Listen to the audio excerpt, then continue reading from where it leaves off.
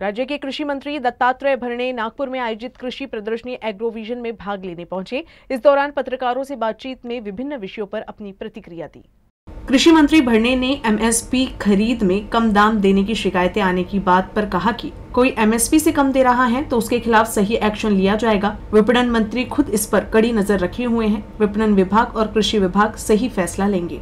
या बाबतीमध्ये आपल्या सगळ्यांना माहिती आहे की राज्य सरकार असं कुणी जर कोण चुकीच्या गोष्टी किंवा एमएसपी पेक्षा जर कमी भाव देत असेल तर निश्चित प्रकारे त्याच्यावरती योग्य ती कारवाई केली जाईल।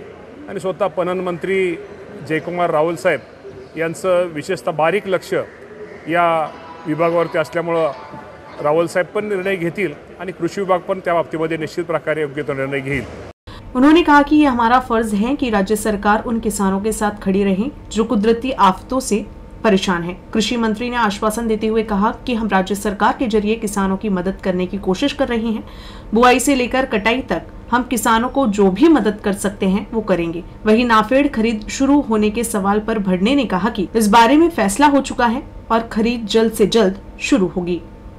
शेवटी शेतकरी आम्हा सर्वांच्या दृष्टिकोनातून महत्त्वाचा आहे आणि आपण सगळ्यांना पाहतो की या राज्यामधला एक तर शेतकरी अडचणीत आलेला आहे, अतिवृष्टी झालेली आहे, कधी दुष्काळ पडतोय, कधी गारपीट होते आणि हवामान बदलामुळे कधी काय निसर्गाचं कधी संकट काय येईल ते सांगता येत नाही। तर या निसर्गाच्या असल्या या संकटाच्या काळामध्ये या शेतकऱ्यांच्या पाठीशी ठामपणे उभा राहणं राज्य सरकारचं कर्तव्य आहे।